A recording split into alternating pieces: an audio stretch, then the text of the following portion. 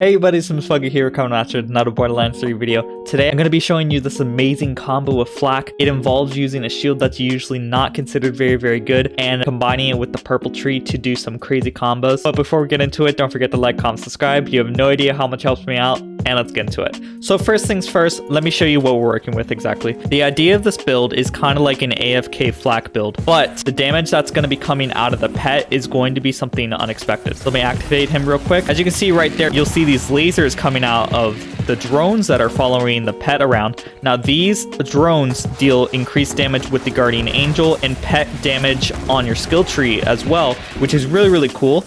And then you can use some Hunter Seekers so you can activate some on-hit abilities so you can make your damage from the drones itself even better. So now that you guys see it in action, let me show you exactly what we're working with exactly. So first things first, the mainstay of this build is going to be the Messy Breakup. Now the Messy Breakup shield is a shield that when you have it equipped, you'll have a little drone that follows you around that deals very minuscule damage.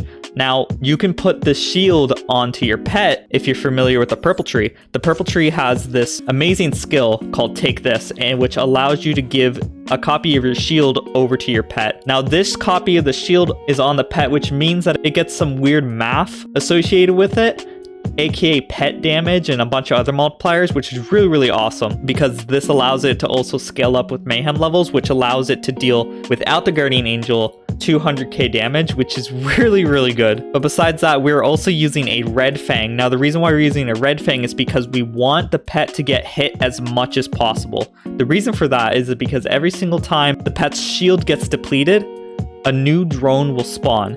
Now we can use that in conjunction with another point on the skill tree, Fuzzy Math. You only want 1 point to this because every single time Flak or the pet scores a critical hit, aka the drones as well, the pet's shield will be increased by a little bit, which means a little bit of damage will cause his shield to break, spawning another drone, which goes into rapid fire and spawns lots of drones really quickly.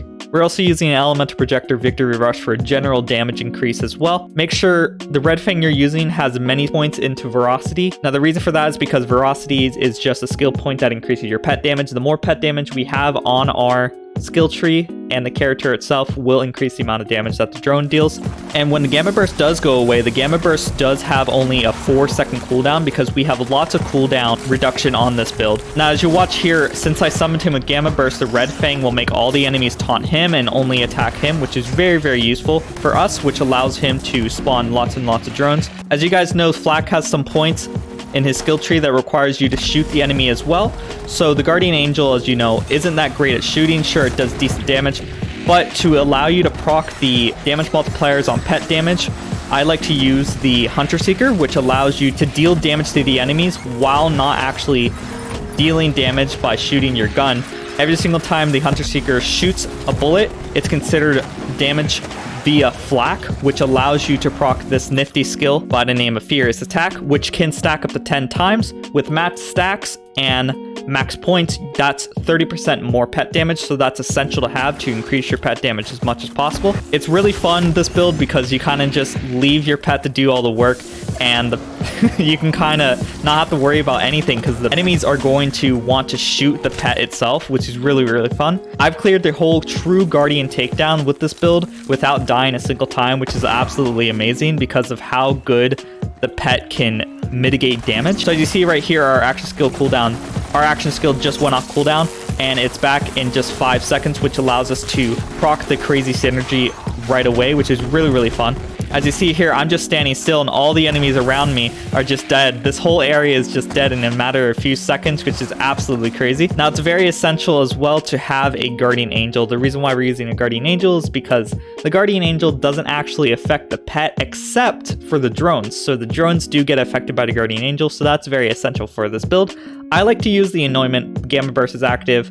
115 bonus radiation damage. You could also use the Terror Anointment to allow you to use your attack command to get 200% fire damage.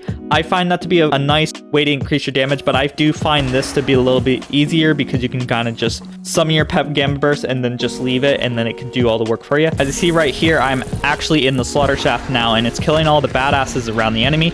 In a few moments, you'll probably see that the pet will get damaged heavily. And what's really nifty about Gamma Burst and the skill tree points that we have is that even when the pet is at 1 HP, the pet can't get downed, or it can get downed, but it's very unlikely that it will get downed.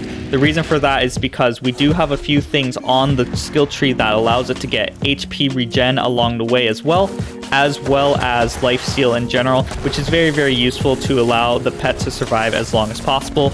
Of course, you want the pet to survive so you can keep getting the drones out there, but even when the pet is down, the pet can still spawn drones, or the drones itself can still shoot, which is really, really awesome because it doesn't make the pet a sitting duck immediately when he's at 1 HP. And even for some reason the pet were to die like there, I haven't actually had the pet die that often, so that was a little surprising to me. But even if the pet does die, you can just summon it back with Gamma Burst, which is very, very useful. Oh, he probably died because I didn't have Gamma Burst up, so that was probably the reason for that. Let me show the skill tree on what we're working with here. The most important thing is to get the purple tree decked out until you get to the fuzzy math. A lot of things in the purple tree can be dismissed. You kind of want to use most of the points to get down here, so I primarily try to focus points that would allow the pet to increase in efficiency, aka gotta go fast, which allows your pet movement speed to increase by 40%, which is awesome, and it increases our pet damage as well. Imminent isn't necessary, but I found it to be a little nice damage increase in case you have some enemies clumped together. I have better toys, which increases the shield regen, which is nice, but it's almost unnecessary as well. Combat veteran, which allows us to give the pet lifesteal when we're targeting the same enemy, which can be at all times if you used attack command. Throat ripper, which allows the pet to deal critical to hit, which isn't necessary because Megavore is what really allows the drones to crit, so you don't have to really worry about these points, but it is required to get down to the skill tree.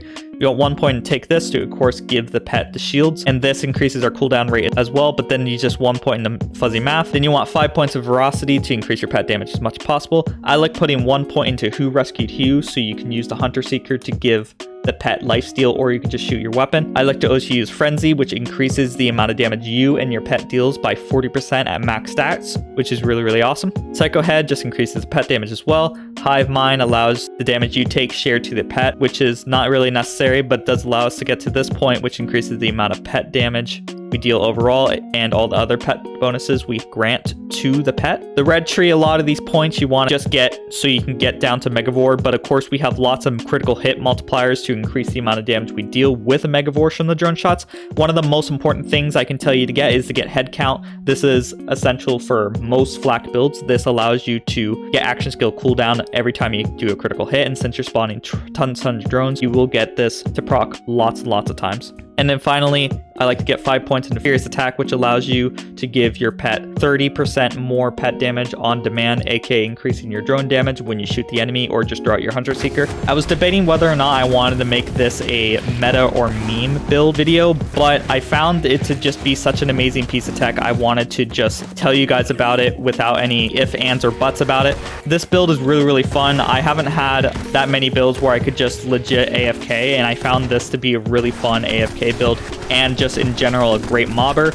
This build, I was able to kill the True Guardian takedown, so that means we are able to kill bosses as well, but mobbing is more efficient overall compared to the bossing abilities of this build.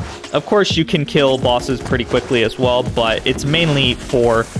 This build is mainly for the mobbing itself, and plus more mobs allows for more drones to spawn, so you'll see that that's a little bit more of its forte as well. This build is really, really fun, and I encourage any Flak main to try this out if you haven't tried this out already. If you guys want the build that I'm using, you can click the link in the description or the comments and just download the save file yourself and input it into your files. But as always, don't forget to like, comment, subscribe, and I hope you all have a great day. Bye-bye. And the last shall be first to immerse in a pass out heat, facing him out with a moxie melt till he woke up drowning in tchotchke hell. More in a cave with a torch on a wall than a window arrangement of porcelain dolls.